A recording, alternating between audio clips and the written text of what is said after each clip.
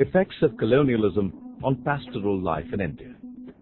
In this module, you learn about the lives of Indian pastoralists during the colonial rule in India.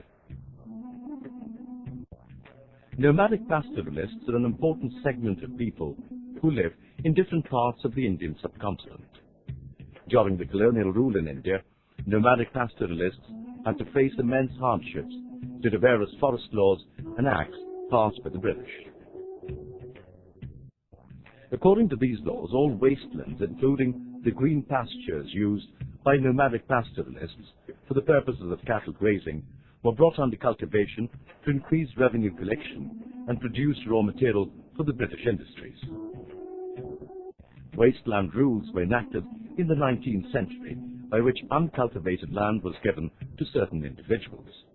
They were given concessions and encouraged to settle in these areas.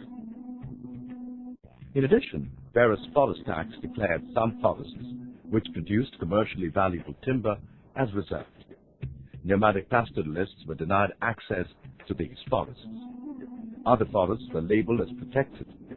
In these forests, nomads were given some customary grazing rights.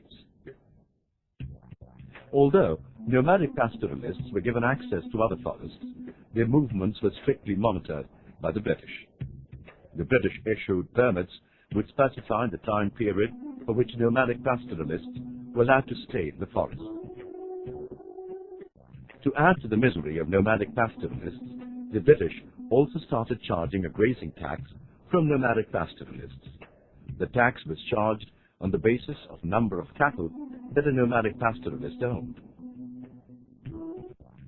The British also passed a Criminal Tribes Act in 1871, which stated certain craftsmen, pastoralists, and nomadic communities as criminals. As a result, these communities were not allowed to move around without a permit.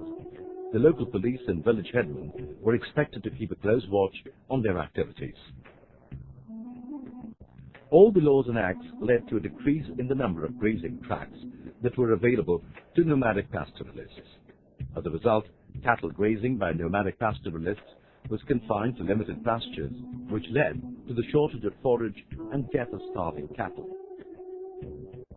After India got its independence in 1947, due to the partition of India and Pakistan, some grazing grounds in Pakistan became inaccessible to Indian nomadic pastoralists. This restricted their movement even further. Due to so many restrictions and the continuous decrease in the number of pasture lands, some nomadic pastoralists started settling down and took up either cultivation or trade.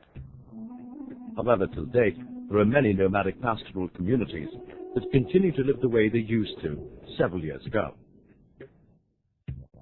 Let's recall what you've learned. During the colonial rule in India, all wastelands, including the green pastures used by nomadic pastoralists, were brought under cultivation. Nomadic pastoralists were denied access to reserved forests.